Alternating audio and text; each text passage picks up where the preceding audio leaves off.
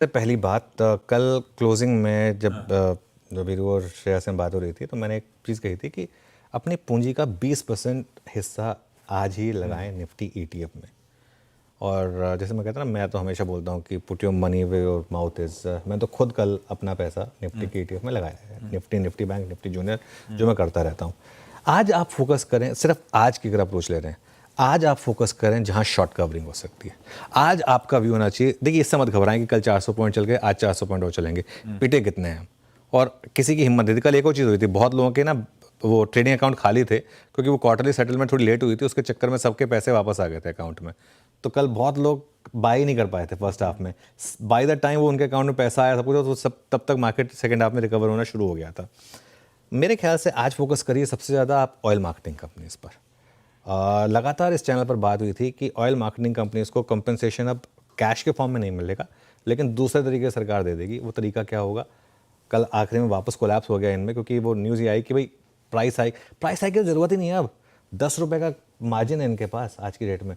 Price ये बहुत cute तरीका है कहने का कि हम प्राइस नहीं बढ़ा रहे हैं। टेक्निकली प्राइस कट होने चाहिए, लेकिन वो क्या है कि तो 2 रुपये गवर्नमेंट ने ले लिया एक्साइज में और बाकी ऑयल मार्केटिंग कंपनीज को पिछले लॉसेस कॉम्पनसेट करने के लिए दे दिए। तो क्रूड के नीचे आने पे ऑटोमेटिक कॉम्पनसेशन मिल गया, ये है।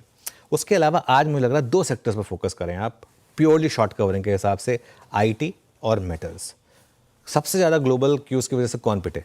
आईटी और मेटल्स। तो सबसे ज़्यादा ये चलेंगे। एक सिंपल लॉजिक है एक्चुअली, अगर देखें आप तो कल ऑलरेडी बहुत शानदार रिकवरी आ भी चुकी है। कल निफ्टी आईटी का जो लो था 30,000 समथिंग था, 30,919 था।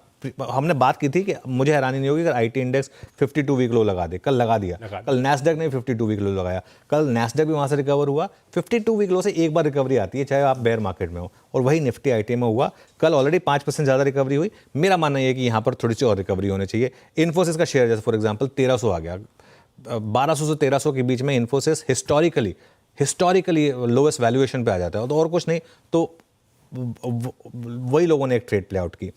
मेटल्स भी 52 वीक लो हिट किया कल मेटल्स ने, वहाँ पर भी एक शानदार रिकवरी आई। एक चीज़ ध्यान रखिएगा, लेकिन ये प्योरली शॉर्ट कवरिंग होगी और कभी भी फिजल आउट हो सकती है। तो अगर आप उस नज़रिए से आप उतर रहे हैं मार्केट में, आज इस नज़रिए से उतरिए कि मैं आज सिर्फ उन सेक्टर्स पर फोकस करूँगा जहाँ सबसे ज़्यादा पिटाई हुई थी, लेकिन शॉर्ट कवरिंग सबसे बड़ी ज़बरदस्त आएगी। एज इन्वेस्टमेंट अप्रोच नहीं, लेकिन एज ए ट्रेडिंग अप्रोच। अगर आपको इन्वेस्टमेंट के मौके ढूंढने, तो वो जो हमने लगातार बात की है, रिलेटिव स्ट्रेंथ पर फोकस करें, जिनके नंबर्स अच्छे आ रहे हैं उन पर फोकस करें। वो बेटर अप्रोच होगी इस मार्केट में।